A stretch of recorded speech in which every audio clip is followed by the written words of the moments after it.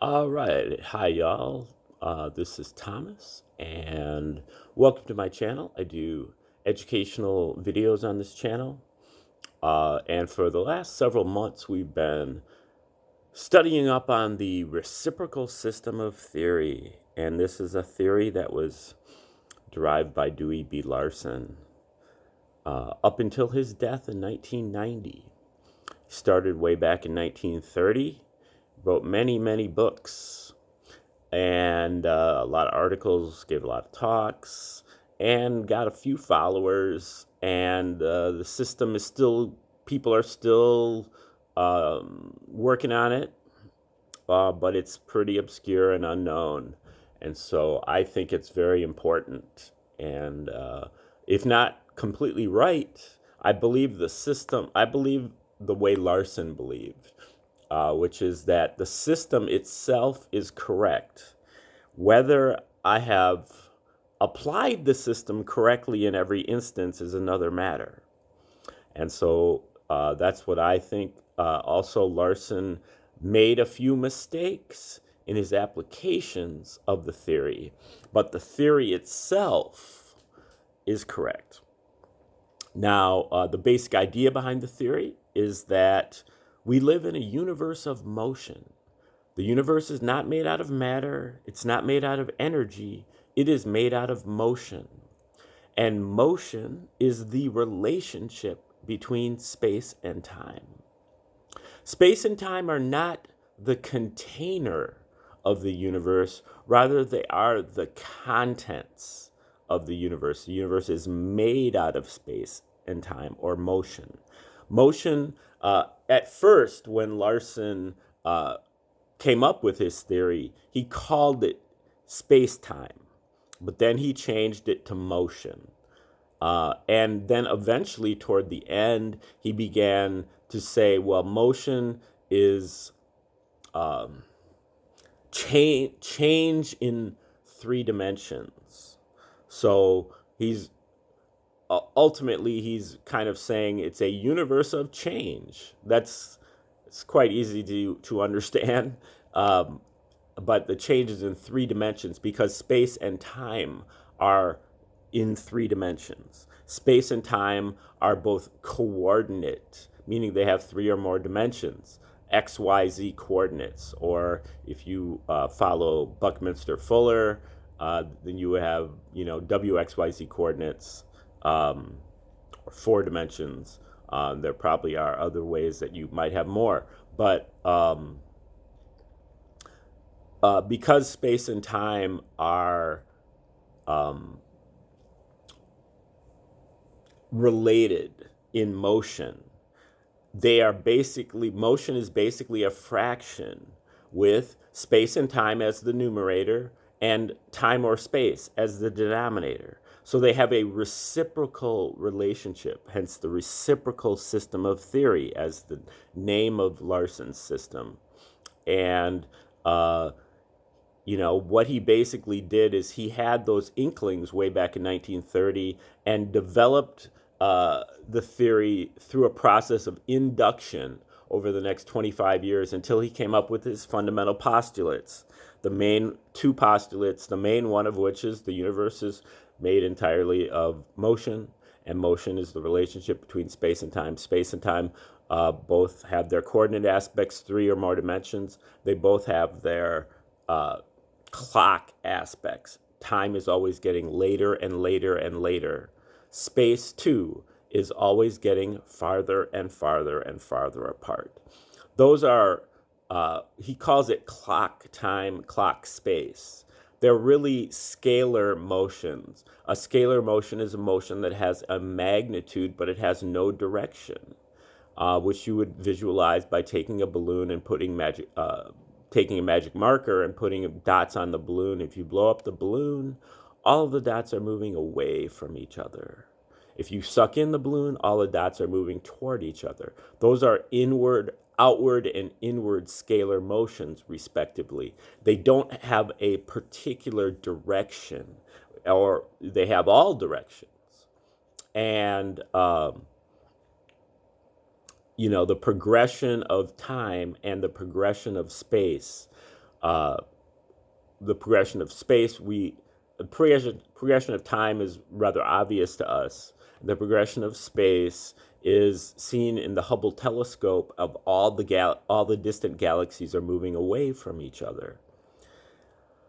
And then time and space also only come in discrete units. There is a minimum unit of time and a minimum unit of space. They are very small. So time and space look continuous, but they aren't. They come in chunks.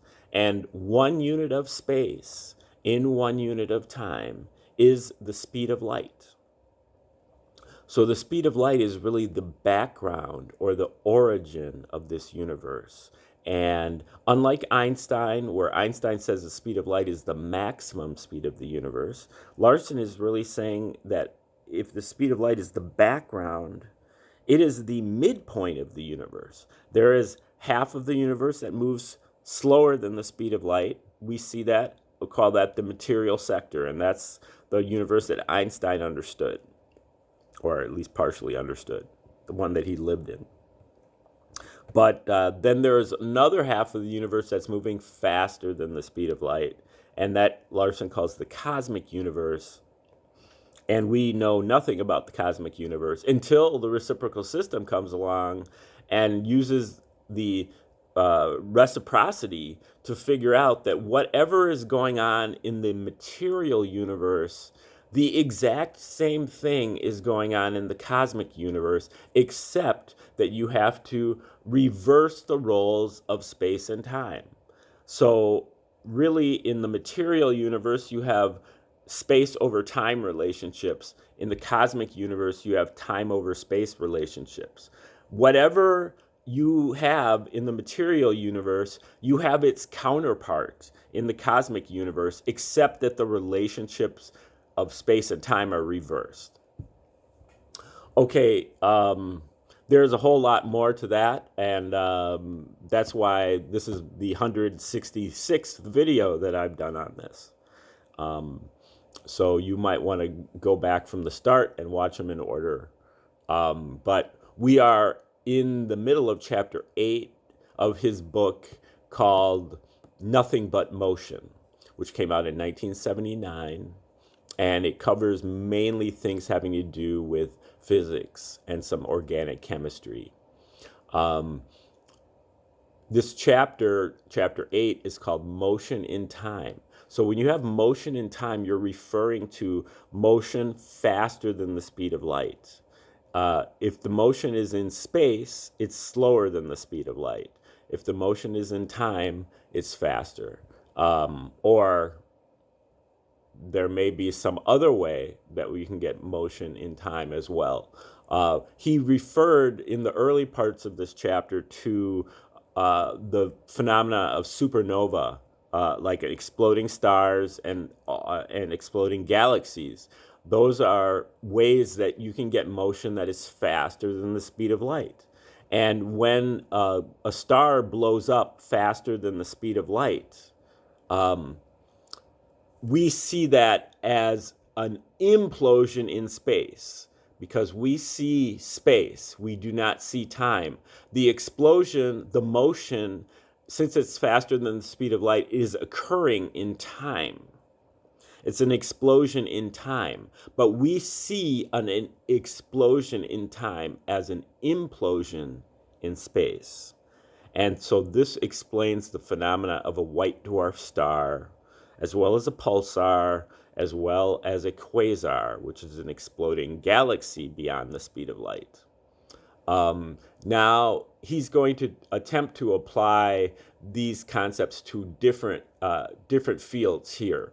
And that's the beauty of the reciprocal system, is that once you have the system, you can apply it in all areas. If you really understand the system, you can apply it to whatever subject you like.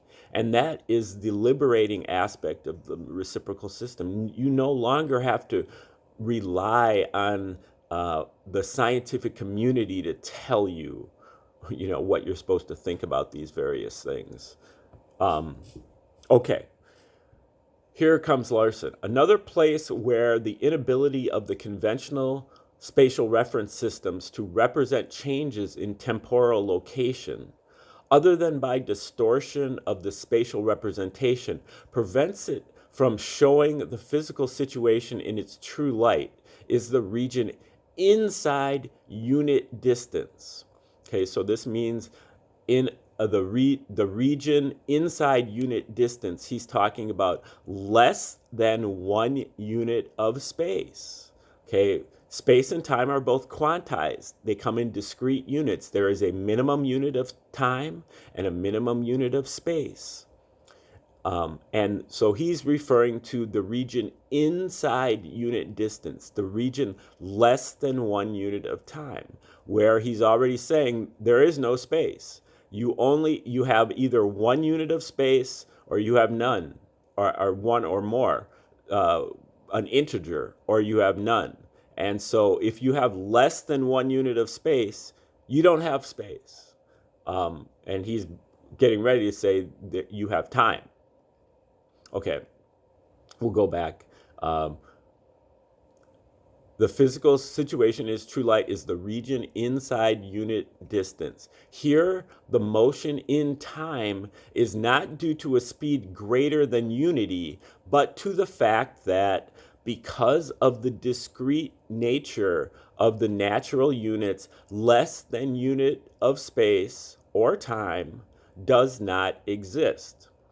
To illustrate just what is involved here, let us consider an atom A in motion toward another atom B.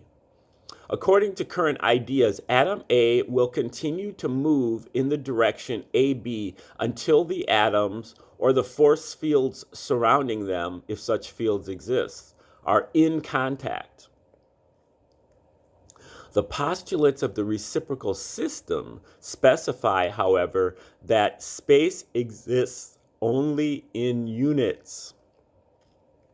It follows that when atom A reaches point X, 1 unit of space distant from B, it cannot move any closer to B in space. But it is free to change its position in time relative to the time location occupied by atom B. And since further movement in space is not possible, the momentum of the atom causes the motion to continue in the only way that is open to it, that is, in time. The spatial reference system is incapable of representing any deviation of time from the normal rate of progression. And this added motion in time therefore distorts the spatial position of the moving atom A in the same manner as the speeds in excess of unity that we considered earlier. Okay, for me, that's a little bit of a confusing word where Larson uses the word distorts. I'm not exactly sure why he doesn't say that, we're seeing the inverse motion we can't see the motion in time. He says that. The spatial reference system is incapable of representing any deviation of time. But we see a deviation in time as an inverse motion in space. But he says that the added motion in time therefore distorts the spatial position of the moving atom A in the same manner as the speeds in excess of unity that we considered earlier when he was referring to the white dwarf stars and so on. When the separation in time between the two atoms has increased to n units, space remaining unchanged, the equivalent spatial separation, the quantity that is determined by the conventional methods of measurement, is 1 over n units. Thus, while atom A cannot move to a position less than 1 unit of space distant from atom B, it can move to the equivalent of a closer position by moving outward in time. Because of this capability of motion in time in the region inside unit distance, it is possible for the measured length, area, or volume of a physical object to be a fraction of a natural unit, even though the actual 1, 2, or 3-dimensional space cannot be less than 1 unit in any case. It was brought out in chapter 6 that the atoms of a material aggregate, which are contiguous in space, are widely separated in time. Now we are examining a situation in which a change of position in the spatial coordinate system results from a separation in time. And we will want to know just where these time separations differ. The explanation is that the individual atoms of an aggregate, such as a gas, in which the atoms are separated by more than unit distance, are also separated by various distances in time. But these atoms are all at the same stage of the time progression. The motion of these atoms meets the requirement for accurate representation in the conventional spatial coordinate systems. That is, it maintains the fixed time progression on which the reference system is based. On the other hand, the motion in time that takes place inside unit distance involves a deviation from the normal time progression.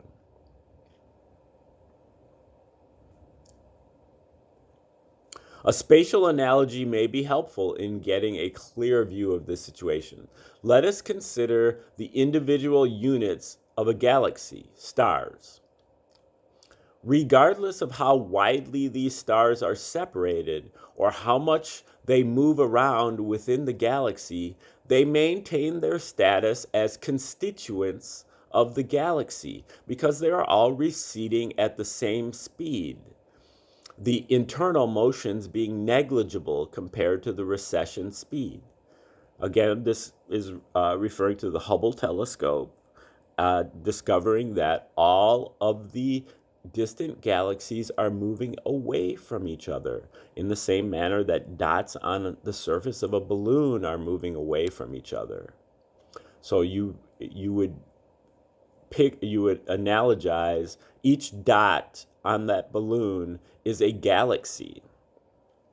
And even though the individual stars within that galaxy are moving around in various ways, various rotations and so on, they are all in the same galaxy. And so they all participate in this recession away from all of the other galaxies. Okay, we'll go back just here. Regardless of how widely these stars are separated or how much they move around within the galaxy, they maintain their status as constituents of the galaxy because they are all receding at the same speed, the internal motions being negligible compared to the recession speed. They are at the same stage of the galactic recession. But if one of these stars acquires a spatial motion that modifies its recession speed significantly, it moves away from the galaxy, either temporarily or permanently. Thereafter, the position of this star can no longer be represented in a map of the galaxy, except by some special convention. The separations in time discussed in chapter 6 are analogous to the separations in space within the galaxies. The material aggregates that we are now discussing retain their identities just as galaxies do, but their individual components are progressing in time at the same rates. But just as individual stars may acquire spatial speeds which cause them to move away from the galaxies, so the individual atoms of the material aggregates may acquire motions in time which cause them to move away from the normal path of the time progression. Inside unit distance, this deviation is temporary and quite limited in extent. In the white dwarf stars, the deviations are more extensive, but still temporary. In the astronomical discussions in the later volume called Universe of Motion, which is on astronomy, we will consider phenomena in which the magnitude of the deviation is sufficient to carry the aggregates that are involved completely out of the range of spatial coordinate systems.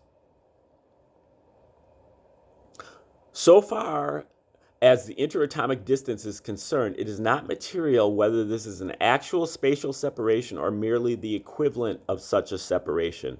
But the fact that the movements of the atoms changes from a motion in space to a motion in time at the unit level has some important consequences from other standpoints. For instance, the spatial direction AB in which atom A was originally moving no longer has any significance now that the motion is taking place inside unit distance, inasmuch as the motion in time, which replaces the previous motion in space, has no spatial direction.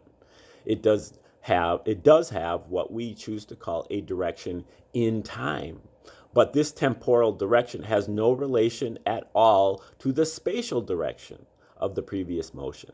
No matter what the spatial direction of the motion of the atom may have been before unit distance was reached, the temporal direction of the motion after it makes the transition to motion in time is determined purely by chance.